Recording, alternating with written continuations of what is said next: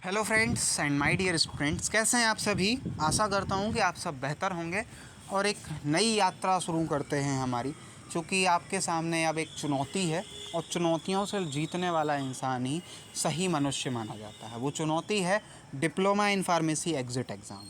और यदि आप डी फार्मा फर्स्ट ईयर में अब एडमिशन लेके आए हैं नए सेशन में, तो आपके लिए चुनौती होगा वो एग्ज़ाम जो अगले 7-8 महीने बाद, एक साल नहीं बोलूँगा मैं उसे, 7 से 8 महीने अधिकतम समय लगेगा, उसके बाद आपके सामने होगा, जिसको आपका ईयरली या एनुअल एग्ज़ाम बोला जाएगा। ये एक चुनौती रहेगा और उन चुनौतियों का पूरक मैं हूँ। फार्मास्यूटिक्स पढ़ाने चूँकि मैं आया हूँ। फार्मास्यूटिक्स का आपका सिलेबस है डी फार्मा का फर्स्ट ईयर का और डीपीई का, दोनों का लगभग सेम है। कुछ एडिशनल टॉपिक्स हैं फर्स्ट ईयर में जो एग्ज़िट एग्ज़ाम में नहीं है, तो वो एग्ज़िट एग्ज़ाम के फॉर्म में मैं नहीं पढ़ाऊँगा। बाकी दोनों चीज़ें एक साथ चलेंगी, तो इस चुनौती को हम लोग स्वीकार करते हैं जो हमें पीसीआई ने दी है एग्ज़िट एग्ज़ाम के रूप में, और साथ में फर्स्ट ईयर के स्टूडेंट होने के नाते भी हम उस चुनौती को स्वीकार करते हैं और उसकी तैयारियाँ शुरू करते हैं। ठीक है, तो शुरू करने से पहले कुछ भूमिका मैं डालना चाहूँगा। वो भूमिका ये है कि फार्मास्यूटिक्स का ये लेक्चर सेकंड आपके सामने दिख रहा है, जबकि ये हमारी शुरुआत है। तो लेक्चर फर्स्ट जो है वो आप सब के लिए कॉमन है, बी फार्मा वालों के लिए भी, एम फार्मा वालों के लिए और डी फार्मा वालों के लिए भी। ठीक, बी एम डी और डी पी वालों के लिए भी, चारों के लिए। वो क्या है? वो है क्लासिफिकेशन ऑफ डोसेस फॉर्म या type of doses form and their application. तो उसका एक लेक्चर ऑलरेडी अपलोडेड है कॉमन फार्मास्यूटिक्स सेक्शन में, वो आपकी प्लेलिस्ट में मैं इससे पहले लगाऊंगा, और उसको हम लोग हमेशा लेक्चर फर्स्ट मानेंगे। भले ही हम लोग डीपी का बैच पढ़ रहे हों, भले ही हम डी फार्मा का बैच पढ़ रहे हों, भले ही हम बी फार्मा का बैच पढ़ रहे हों, और भले ही हम एम फार्मा के हिस्से का सिलेबस देख रहे हों, सब के हिस्से में वही आएगा, एक ही लेक्चर आएगा, क्योंकि मैंने वो क्लासिफिकेशन काफ़ी अच्छी बुक से उठा कर लाए हैं और कुछ भी मैंने उसमें छोड़ा नहीं, और काफ़ी आसान भाषा में नीचे से डिप्लोमा लेवल से एम फार्मा लेवल तक समझाने की कोशिश मैंने की है मेरी ओर से। तो उस वीडियो को पूरा देखिए। यदि आप नए हैं मेरे चैनल पर, तो वो 30-32 मिनट का वीडियो है। मानता हूँ बड़ा है, लेकिन बहुत अच्छा है, और यदि उसको आपने 2 बार सुन लिया, मैं वादा करता हूँ आप भुला नहीं पाएंगे डोसेस फॉर्म को। आपको 60 से 70% डोसेस फॉर्म याद रहेंगे। फार्मास्यूटिक्स शुरू कर रहे हैं। दूसरा टॉपिक है डीपीई का और डी फार्मा फर्स्ट ईयर का, familiarisation with new drug delivery system. Means अभी पिछले लेक्चर में हम लोगों ने डोसेस फॉर्म्स की बात की, तो कुछ अब ऐसे डोसेस फॉर्म आए जो कन्वेंशनल नहीं हैं, अब नए हैं। जो वो एरोसॉल गैसियस वाला जो सिस्टम बताया वो भी इसमें इंक्लूड होगा, क्योंकि गैसियस सिस्टम अभी मेडिकल स्टोर पे कम अवेलेबल होते हैं, कम स्प्रेस, कम एरोसॉल अवेलेबल हैं। अभी टैबलेट कैप्सूल बहुत भयानक दिखते हैं। अब न्यू ड्रग डिस्कवरी हो रही है, न्यू ड्रग की डिलीवरी भी शुरू हो रही है, नए तरीके से डिलीवरी की जाए, क्यों भाई इतना बखेड़ा में पड़े। तो उन सब की बात करेंगे। फैमिलराइजेशन का मतलब कि आपको बस केवल एक टच करना है, आपको बहुत डिस्कस डिटेल नहीं करना है, क्योंकि वो बैचलर और मास्टर वाले करेंगे। डी फार्मा लेवल पे हम बस जानेंगे कि वो हैं क्या, क्यों बनाने की आवश्यकता पड़ी, उसके एडवांटेज, डिसएडवांटेज और यूज़। ठीक, सबसे पहले तो न्यू ड्रग डिलीवरी सिस्टम को या न्यू डोसेस फॉर्म टाइप को नोवल डोसेस फॉर्म भी बोलते हैं या नोवल ड्रग डिलीवरी सिस्टम भी बोलते हैं। ठीक है, कुछ पिछले 10 से 20 सालों में ये डिस्कशन शुरू हुआ है। मैनी नोवल डोसेस फॉर्म या new drug delivery system have been developed and are being used now, और अब यूज़ भी हो रहे हैं। पिछले लेक्चर को आप अगर देख कर आ रहे होंगे तो आपको वो क्विंटन डीकॉक वाला एग्जाम्पल याद होगा। क्या हुआ था उसमें, थोड़ा सा मैं रिवाइज़ कर लूँगा। तो क्विंटन डीकॉक एक मैच के दौरान उनको चोट लग गई थी उनकी फिंगर में, और फटाक से फिजियो आया और उसने वो स्प्रे किया और क्विंटन डीकॉक फिट हो गए थे। अगर हम उन्हें टैबलेट या कैप्सूल देते तो क्या वो उस मैच में खेल पाते? नहीं, शायद नहीं खेल पाते। बिना पेन के साथ कोई नहीं खेल सकता। तो ये एक एग्ज़ाम्पल जो मैंने दिया था, जो मैंने यूज़ किया था, तो ये न्यू ड्रग थी, ये न्यू ड्रग की डिलीवरी का टाइप था, और वही हम लोग यहाँ यूज़ कर रहे हैं। बैकग्राउंड नॉइसेस को आप बिल्कुल भी मायने मत रखिए, क्योंकि विराट कोहली का एग्जाम्पल मैंने आपको बताया होगा यदि आप मेरे साथ बैचलर की स्टडी कर रहे हैं एक साथ तो। और अगर बैचलर की स्टडी नहीं कर रहे हैं, क्योंकि यहाँ बैचलर के लिए भी ये न्यू ड्रग डोसेस फॉर्म का चैप्टर इम्पोर्टेंट है, वो लोग भी इसे पढ़ेंगे शायद। तो मैं विराट कोहली का एग्जाम्पल एक बार फिर से डिस्कस करूं कि उसके साथ ये हुआ कि बहुत बड़े बड़े दिग्गज क्रिकेटर, कपिल देव महाराज, बहुत बड़े बड़े न्यूज़ रिपोर्टर ये कहने लगे थे, एंकर्स ये कहने लगे थे कि विराट ख़त्म है, विराट का कोई मतलब नहीं, फलाना ढिकाना, ठीक। लेकिन उसने बैकग्राउंड नॉइज़ेस नहीं सुने, वो अपने गेम पे फोकस रहा। उसी तरह आपको ये जो हवा की आवाज़, चूँकि रात के समय में वीडियो बनाता हूँ, ट्रेन की आवाज़, ये सब इग्नोर करना है आपको, इनसे नहीं, आपको फोकस रखना मेरी आवाज़ पे और इस कंटेंट पे। सबसे पहले फ़िल्म और स्ट्रिप्स आनी शुरू हुई, बक्कल स्ट्रिप्स आनी शुरू हुई जो कि बिल्कुल फटाफट आ जाएँ, स्प्रेबल बैंडेजेस आ गई। दूसरा, इम्प्लांट्स आ गए। अब आपने देखा होगा कि डायबिटीज़ का जो पेशेंट हुआ करता है उसको कंटिन्यूसली इंसुलिन के इंजेक्शन की ज़रूरत पड़ती है, वो अपने घर में या तो लगाना सीख लेता और वो बिल्कुल पूरे इंजेक्शंस ख़रीद के रख लेता हफ्ते भर के लिए, कि बस फ्रिज में रखें, निकालेंगे, लगा देंगे, ठीक। मजबूरी हो जाती है भाई, रोज़ के रोज़ थोड़ी वो डॉक्टर के पास जा सकता है रोज़, और या ना तो बुला सकता है। तो इतना दर्द सोचिए, इतना टेंशन, तो क्यों ना हम ऐसी कोई डिवाइस बना दें जो बिल्कुल उसकी बॉडी में कहीं चिपक जाए, स्किन विस्किन में कहीं रख जाए या उसकी पॉकेट में डल जाए, कुछ भी हमने सोचा है ऐसा, और उसको जब ज़रूरत हो वो खुद ब खुद सेंस कर ले और बस फटाक से इंसुलिन दे दे। इस टाइप का एक इम्प्लांट बनाने का प्रयास किया गया जो कि स्किन में सब क्यूटेनियस पार्ट में एब्जॉर्ब किया जाता है, एड्जॉर्ब किया जाता है, एब्जॉर्ब नहीं, एड्जॉर्ब माने वहाँ चिपका दिया जाता है, वो सेंस करके वहाँ से रिलीज़ करता रहता है। नेक्स्ट, नैनो पार्टिकल्स आए, कुछ छोटे पार्टिकल्स ऐसे डिस्कवर किए जाएँ जो जल्दी हमें इफेक्ट दे सकें। इरेथ्रोसाइट्स आए, प्रो ड्रग बनाए गए। प्रो ड्रग का मतलब प्रो गेमर बोला जाता है, अभी बहुत चला कोरोना काल में, वो प्रो पबजी प्लेयर है। तो प्रो पहला था पबजी प्लेयर, वो प्रो माने उससे अच्छा, तो ड्रग के आगे अगर प्रो लगा है तो ड्रग से अच्छा। ऐसी ड्रग जिस, चूँकि ड्रग हम खाते हैं तो ड्रग हमारे लिए होती है जीनोबायोटिक। थोड़ा सा कॉन्सेप्ट समझने की कोशिश करते हैं।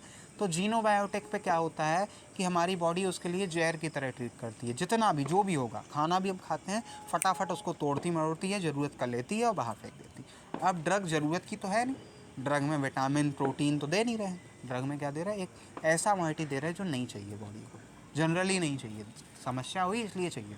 तो उन एंजाइम्स को, मेटाबोलाइजिंग एजेंट्स को तो नहीं पता, वो फटाफट उसको मेटाबोलाइज करेंगे, दूसरे फॉर्म में कन्वर्ट करके बाहर निकाल देंगे। तो प्रो ड्रग कौन होगी, जो उन ऐसा रूप बना के जाए कि वो अगर मारें तो भी कोई फ़र्क ना पड़े, that is prodrug. Example है procaine penicillin ji.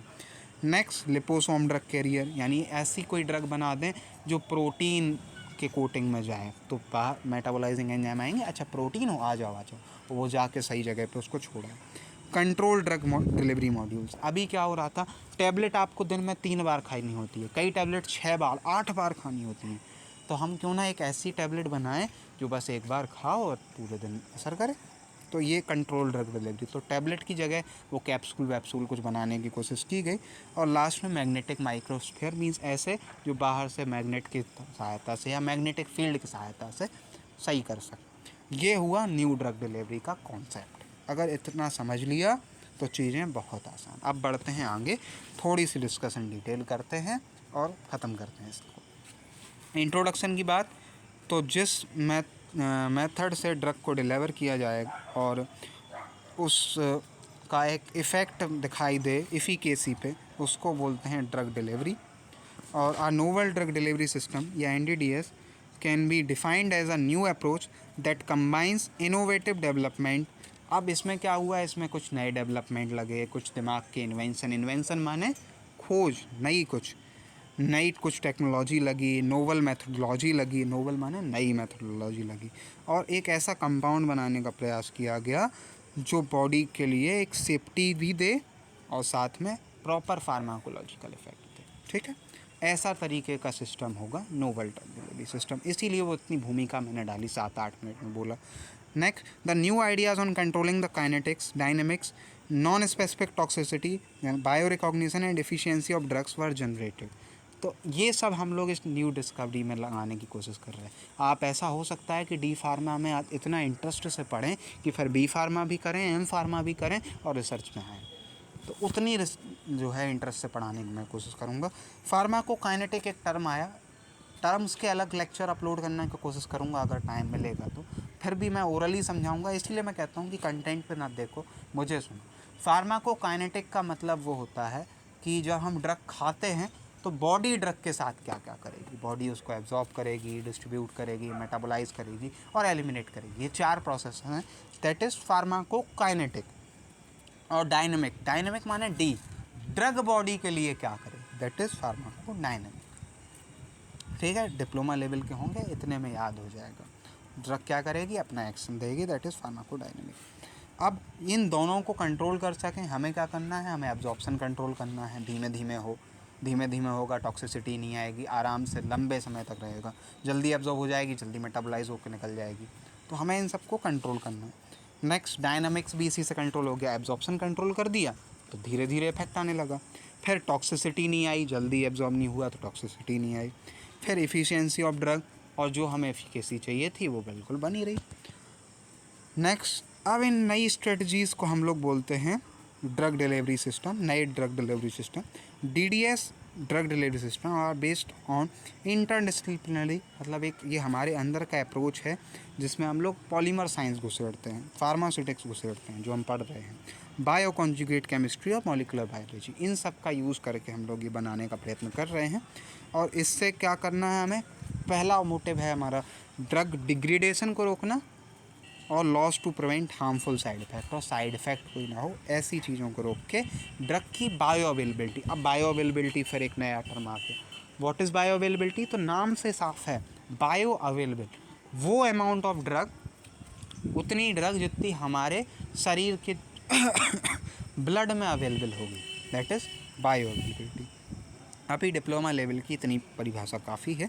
And the friction of drug accumulated in the required zone, जिस जगह चाहिए था, सिर दर्द हो रहा था तो सिर की जगह पे कितनी ड्रग पहुंचेगी, ये सब हमें फिक्स हो। ड्रग टारगेटिंग सिस्टम को भी हम लोग डेवलप कर रहे हैं, मींस वो जो फिंगर पे दर्द हो रहा था, फिंगर पे ही क्विंटन डी कॉक की स्प्रे किया गया, that is target type drug. ठीक, ऑल्सो न्यू ड्रग ना। बाकी ये कुछ एडिशनल चीज़ें हैं, आप इनको देख सकते हैं, जितना कॉन्सेप्ट पढ़ाना था वो मैं कर चुका हूँ। अब बात आई कि एडवांटेज, क्या फ़ायदे हुए हमें, तो फ़ायदे हुए, पेशेंट कॉम्प्लेंस बढ़ गया। अब क्विंटन डी कॉक से मैच के बीच में कहते थे, लो भाई साहब ये कैप्सूल खा लो, तो वो फिजियो को ऐसे देखता, भाई क्या कर रहे हो यार, मुझे खेलने जाना है, ये टैबलेट खा के चक्कर आया। तो एक्यूरेट डोजिंग, जितनी हमें चाहिए थी उतना स्प्रे किया, हमें पूरी बॉडी के लिए टैबलेट देने की ज़रूरत नहीं पड़ी। इन्हेंस एफिकेसी एंड सेफ्टी, उस उंगली के एरिया पे ही दिया तो ये मैटर क्लोज है कि वो अंदर जाके कहीं और इफेक्ट ना दे दे। ठीक, नेक्स्ट डिक्रीज टॉक्सिसिटी या साइड इफ़ेक्ट, कम से कम साइड इफ़ेक्ट हुआ। कंट्रोल्ड, भाई साइड इफ़ेक्ट क्या होता है, साइड इफ़ेक्ट माने वो गोली खाता, गोली खाने से उसके मुंह पे कड़वा टेस्ट आता, उसे चक्कर आने लगता, ये साइड इफ़ेक्ट हो सकता था ना। कॉमनेस्ट बात कर रहा हूँ अभी मैं, अंदर नहीं जा रहा, साइंस नहीं उछेड़ रहा।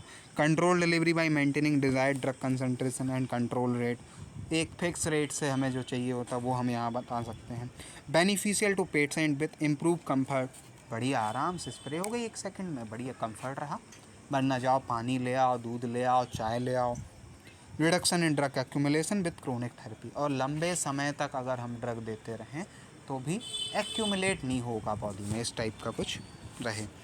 अब कुछ एडवांटेज होते हैं, मैं यदि पढ़ा रहा हूँ, मैं कुछ अच्छा कर रहा हूँगा, कुछ चीज़ें मुझसे गलत हो जा रही होंगी, आपको आवाज़ प्रॉपर नहीं आ रही होगी, नेटवर्क इशू होगा, मेरी चीज़ें में भी बहुत सारे लोगों को समझ नहीं आए, बहुत सारे लोग आए भूमिका सुने, कहें अरे ये नहीं पढ़ा रहा, बकवास कर रहा, छोड़ के चले जाएँ, दैट इज़ डिसएडवांटेज, कुछ मेरे कुछ आपके। तो डिसएडवांटेज साथ चलते हैं। सबसे पहले लेस पेशेंट कंप्लेंस, कई पेशेंट जो हैं वो उस ड्रग को नहीं ले पाते जिसमें पॉलीमर टाइप की चीज़ें ऐड हो गई। भाई कई लोग ऐसे थे जिन्हें टैबलेट क्या करते थे, वो पीस के दूध में मिला के खाते थे, उन्हें गुटकना नहीं आता था। हमने बढ़िया पॉलीमर ऑलीमर की कोटिंग करके दी, कंट्रोल ड्रग बना के दी। अब उनने उसको पीसा, पॉलीमर की कोटिंग ख़त्म, ड्रग ख़त्म, less patient compliance. Next, repeated dose is necessary, कुछ केसेस में ऐसा देखा गया है कि रिपीटेड डोज देना पड़ता है। Large amount of drug deliver, और कभी कभी क्या होता है, अब वो स्प्रे जो है वो, भाई हमें तो नहीं पता ना कितनी ड्रग आई, उसने ज़्यादा ड्रग फेंक दी, वो ड्रग कहाँ जा रही, जा तो ब्लड में ही रही है, उसने टॉक्सिसिटी दे दी, जिसको कम करना था वही तो आ गया। ठीक, तो thank you for this video, अगर आपने पूरा देखा है तो बहुत बढ़िया, 14-15 मिनट का वीडियो है, छोटा सा वीडियो है, ज़्यादा बड़ा नहीं है, और बहुत अच्छे से मैंने आपकी चीज़ें समझाई, कैसे आपको पढ़ना है, क्यों कहाँ ये ऐड रहेगा लेक्चर, और किस तरीके से न्यू ड्रग डेवलपमेंट चल रहा। रिसर्च पे मैंने आपका फोकस करके डिप्लोमा लेवल से पढ़ाने का प्रयत्न किया, जितना आसानी से मैं पढ़ा सकता था। Thank you for this video. WhatsApp number मेरा आपके सामने है, कोई डाउट है तो आप मुझे पर्सनली मैसेज करके पूछ सकते हैं। Thank you. And pharmacy is very easy with Ashutosh, ये मैं साबित करूँगा और आप सब भी इसको साबित करेंगे। ठीक है, मिलते हैं अगले वीडियो में। धन्यवाद।